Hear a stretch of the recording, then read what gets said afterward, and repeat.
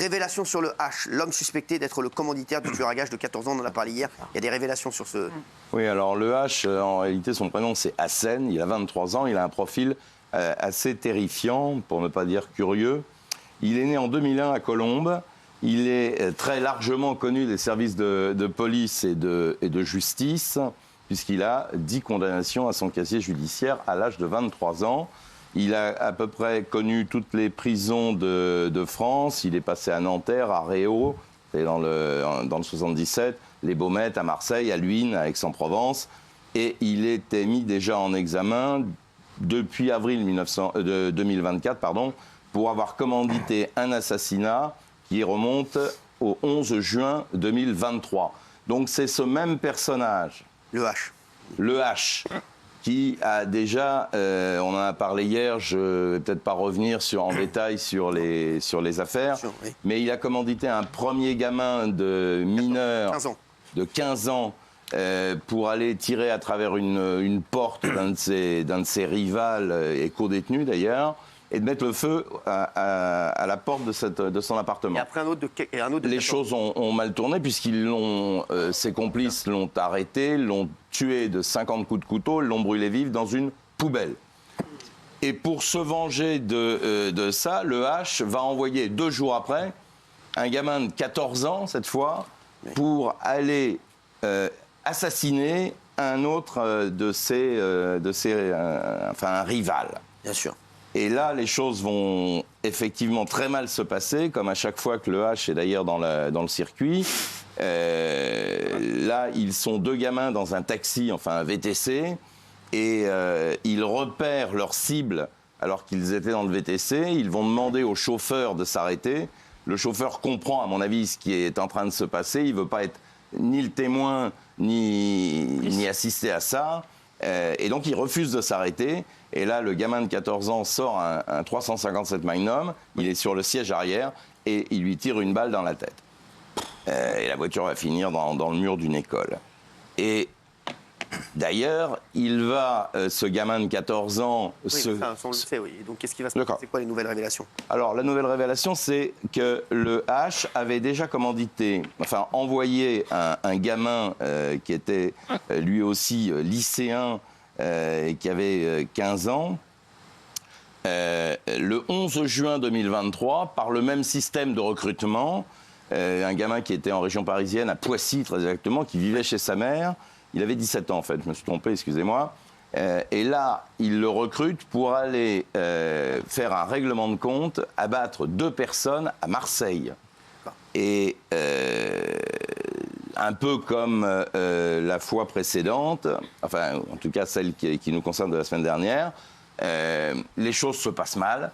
Le gamin va aller dîner sur le Vieux-Port de Marseille, il rentre avec une complice pour récupérer une tenue adéquate pour commettre son contrat, pour récupérer une arme. Et une fois qu'il est grimé, armé, il va pour commettre son double assassinat. Et là, il tombe sur un type qui est un peu bourré et qui est surtout en train d'uriner sur la voie publique et qui s'aperçoit que le gamin a une Kalachnikov à la main. Ah ouais. Et là, il lui saute dessus pour le désarmer.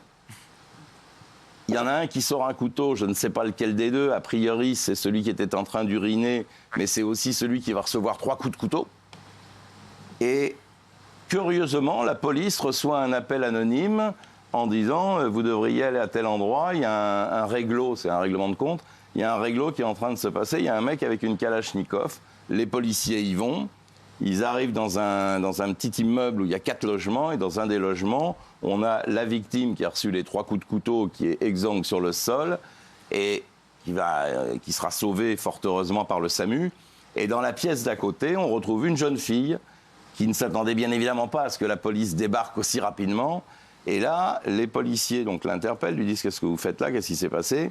Et ils découvrent au cours de la perquisition un cartable avec un cahier de devoirs qui appartient au tueur à gages. Et sur ce cahier de classe, il y a tout le mode opératoire pour faire fonctionner une Kalachnikov. C'est fou. Voilà. Et du coup, évidemment, Ce gamin a été reparti à Poissy, il a été interpellé par la police à plusieurs reprises. Enfin, il a été entendu à plusieurs reprises. Et le problème, c'est qu'à chaque fois qu'il est placé en garde à vue, il se suicide. Ouais. Une fois, à la première garde à vue, il se pend, et la deuxième garde à vue, il fait la même chose, ce qui fait qu'il n'est toujours pas mis en examen dans cette affaire.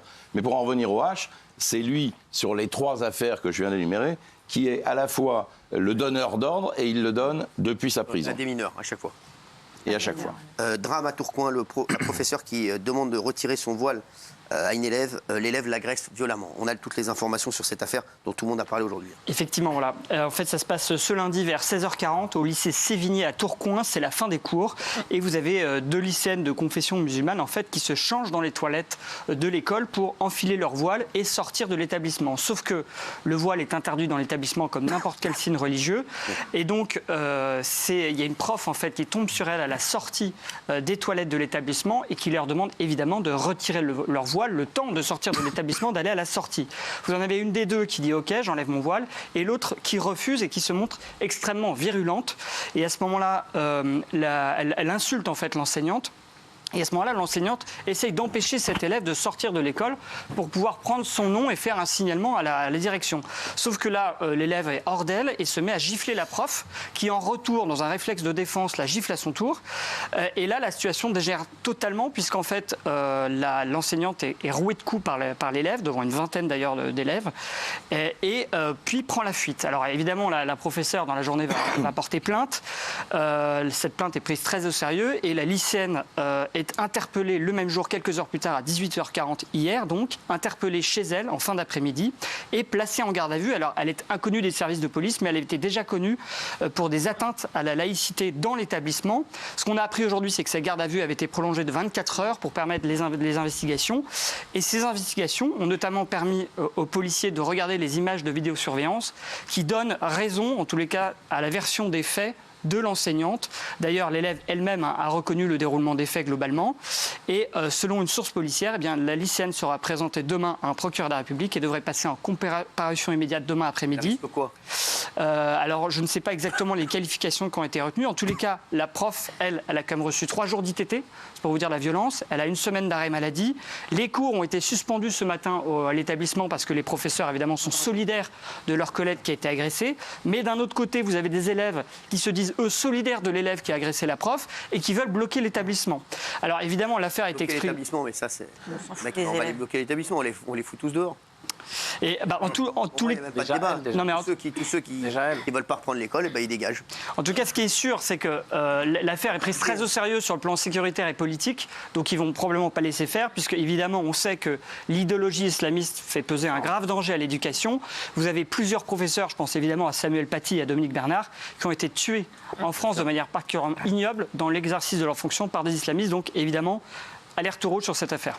On va passer maintenant à la révélation du jour, et il y a encore des nouvelles affaires pour Dominique Pellicot. 5 nouvelles affaires apparemment. C'est un truc de fou. Ouais, c'est dingue. C'est monsieur tout le monde, c'est ça qui est fou dans la tête des gens au départ. En fait, pas du tout, ouais. Ah oui. On croit, mais non, pas du tout. En fait, je vous avais parlé, vous savez, la dernière fois, de 2 très anciennes affaires dans lesquelles Dominique Pellicot est mis en examen. C'est des affaires qui remontent, l'un, un viol avec un meurtre en 1991 sur une jeune agent immobilier à Paris, et une deuxième agression sexuelle en 1999 en Seine-et-Marne, où on avait retrouvé l'ADN de Dominique Pellicot.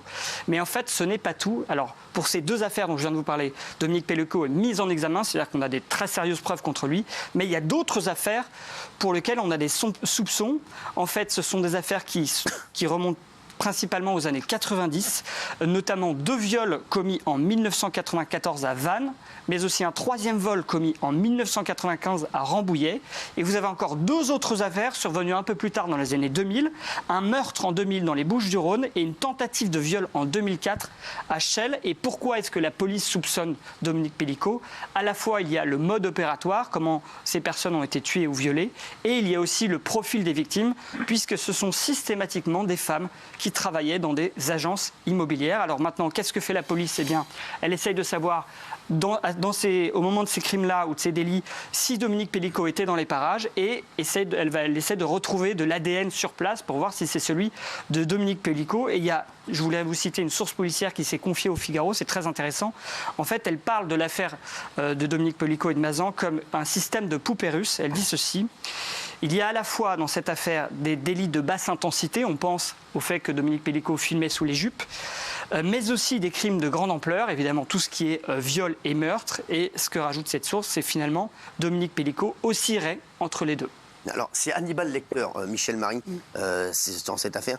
On l'a comparé à Hannibal Lecter. Oui, alors il a été. Ce procès, bien évidemment, se poursuit. Hein, et un des accusés, Redouane. Incroyable. Qui a 55 ans. Inverse, on avait vu un petit peu leurs moyens de défense et on les trouvait un peu limites dans leur façon de se défendre. Lui, il nie l'intention de viol tout en reconnaissant le rapport sexuel. Et surtout, il évoque qu'il a eu peur de Dominique Pellico. Il parle de la trouille de sa vie. Un regard terrifiant, il était directif. J'étais venu pour un moment convivial. On a une photo de Dominique Pellico là. Oui. Voilà. Non, mais voilà, oui, donc oui. Oui. Non, mais Et il se retrouve donc dans la chambre de cette femme qui est en tenue légère, qui ne bouge pas. Et il va, dans sa paranoïa, se dire « elle est morte Oh là !» Et c'est peut-être pour me faire porter la culpabilité de sa mort qu'il m'a fait venir. Et il va tenter de m'impliquer dans son crime. Et c'est en raison de cette peur, poursuit-il, que j'ai fait le bon élève en imposant fellation et pénétration. Et pour le reste, j'ai une amnésie traumatique. Le mec est infirmier anesthésiste. Alors, franchement, Dominique Pellico, quand on le voit comme ça, excusez-moi, hein, c'est quand même... c'est sûr que c'est pas Hannibal Lecter. Voilà, c'est vrai. Voilà, justement, c'est ça qui est dingue. La banalité du On se mal. dit, c'est vraiment un mec qu'on a tous croisé dans la rue. Et d'ailleurs, dans les très anciennes affaires, ce qui est très difficile, c'est que toutes les victimes disent que c'était un monsieur lambda et on n'a pas de caractéristiques qui permettait à chaque fois de l'identifier, soit parce qu'il avait une cicatrice, sûr, soit... il n'avait rien. Il Exactement. était monsieur passe-partout. C'est son système de défense. Ah oui. C'est un de leurs systèmes de défense. Là, on est sur 7 accusés, il y en a 6 qui nient les viols. Ouais. C'est vraiment un procès de fou. Les systèmes de défense, on assiste à alors si c'était pas aussi grave, on pourrait presque en rire, mais on n'a pas envie d'en rire. Tellement c'est ridicule, quoi. Merci à tous les deux, merci. Tout de suite, c'est Samba, film sur C8. Il n'y a plus de bébé.